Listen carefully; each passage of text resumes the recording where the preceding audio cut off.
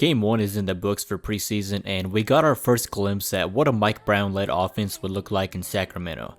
I'm not going to waste any time here on an intro, let's just go ahead and take a look at what we saw from the Kings offensively. We'll start with the main offensive series I saw the team run, which I counted about 28 total possessions. I don't have a specific name for it since the initial actions are all relatively simple, so I'll just go ahead and get into it. So the first action is always a turn screen near the top of the key for a wing. A turn screen is basically an off-ball screen for early offense to get movement started early. Here the wing coming off the screen is Keegan, and the first option can be to utilize the screen as a pin down, looking for a shot. Here the defender goes under and Keegan recognizes the space that he has and stops, freeing him up for a good look, albeit from pretty deep. We saw this option used a few other times in the game for Malik Monk and Harrison Barnes, and although the shots didn't fall, I'm perfectly fine with these looks. But the more conventional use for these turn screens is to get your player going downhill prior to even getting the ball. So you can see in this play how Holmes is already setting the pick before Malik receives the pass, and Malik is curling around the screen to get a head of steam going early, putting his defender at a disadvantage. Malik actually lets his defender get back into the play here, but he still ends up hitting a tough step back. On this play, Monk catches the ball before the turn screen has a chance to be set, so it just turns into a normal ball screen instead. Keegan's first basket actually came off this action as well. Beverly does a good job getting around the initial screen, so instead of forcing something, Keegan waits for Holmes to flip his screen and gets himself going right where he's very comfortable. So these were just a quick hitting options, and it's great when it works, but most of the time it's not going to be that easy. So now let's get into the high post series of this set. Same thing initially, there's a turn screen for HB and Fox swings him the ball. But now after making the initial screen for HB, Sabonis is going to come set another screen, this time for the point guard Fox. Fox will just kind of rub off of him, slicing from wing to wing, kind of like an Iverson cut, but he's only coming off of one screen instead of two. And this is almost always going to be followed by an entry pass to the high post where Sabonis receives the ball. After the entry pass is made, the Kings immediately turn to split action. So here HB makes the entry pass, then sets the pick for Fox, who comes around and receives the handoff from Domas. From here the Kings just play off of it and end up generating a good look because of the attention that Sabonis draws.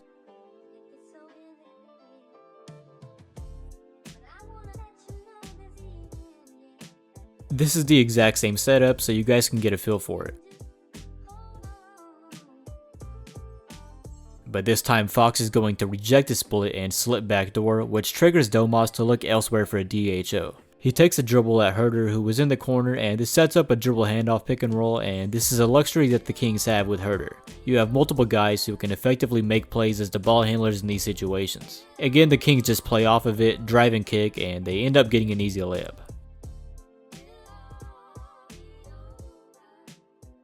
There's really so much the Kings can do out of this setup, it's hard to cover everything. But here's another option from the same series. This time Holmes is the big and gets the ball, setting up the split action between Monk and Davion. Here Monk slips on the split, now watch Keegan who's in the far side corner. After Monk's cut, Keegan creeps inside the arc, which is setting up an exit screen on that side for Monk to come off of. So although Monk slipping the screen seems like a play just based off of feel, the Kings clearly have options in their offense to account for it. On this play, Malik probably misses Keegan rolling afterwards, but that's a tough split second read to make.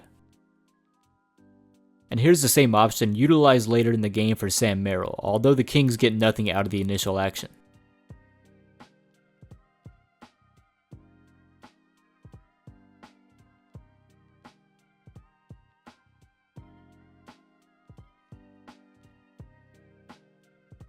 There were about 3 times in this game where the Kings elected a pass to the point guard, making the wing-to-wing cut instead of going to the high post series. Here that's the case as Quinn Cook gets the ball on the far wing, and this just sets up a spread pick and roll with Keita. I also really like this read from both Malik and Davion, as Davion recognizes Beverly overplaying him from the top, and the pass leads him inside to take Beverly out of the play. Davion here jumps a little prematurely and gets stuck in the air instead of making the pass to the weak side corner where Keegan is open. Then here's the last variation out of the set that I want to take a look at, and it's probably my favorite. So like I said, the Kings were running the same actions all game long, and late in the third and throughout the fourth, we saw the team add a little wrinkle to it. So it looks like the same setup, with Kata getting geared up to set their early turn screen for Keon Ellis. But this is just a decoy, as Kata turns to set a ball screen instead, with Keon drifting into the paint. So this turns into everyone's favorite, a Spain pick and roll. While Kata sets the ball screen, Keon is setting a back screen on Kata's man, then pops out on the perimeter. The Lakers did a decent job defending it on this play, and the initial action doesn't produce anything, though the Kings still do end up scoring. But here the Kings get a great look out of it, as Terrence Davis pops out wide open on the perimeter. The shot just doesn't fall. Sacramento ran Spain a bit in this game. I counted 6 possessions total. All of these possessions had the same setup, with the fake turn screen being set initially.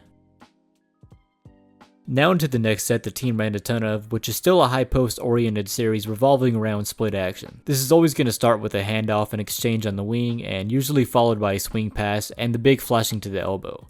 Again, the Kings want to enter the ball into the high post, and again follow it up with split action. Here is Alex Len in the high post, and you get the split between Merrill and Metu. Everything isn't quite as crisp in this play, but this is mainly just third unit guys in the game anyways.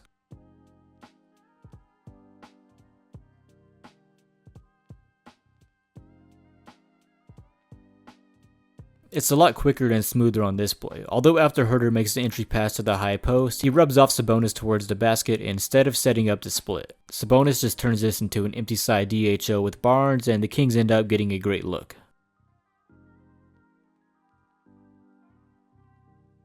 Sometimes after the swing pass is made, instead of flashing to the high post, the big can come up and just set a ball screen instead. This is kind of like those turn screens from before, because watch how Holmes is already coming up to set the screen before Monk even receives a swing pass, so it's hard for Monk's defender to react accordingly in such a split second. And as a side note, Malik is such a joy to watch operate out of the pick and roll. Here Terrence Davis receives a swing pass, puts his defender in jail out of the pick and roll, draws the help, and kicks it to Merrill, who is drifting to the wing for an open 3. So that really covers it in terms of how the Kings were able to generate a bulk of their offense in Game 1, outside of stuff like transition and out of bounds ATOs. I'll still probably make a video covering some of that stuff once we get more film on it, but that's all I got for now. I appreciate you guys sticking around and supporting the channel, and see you guys next time.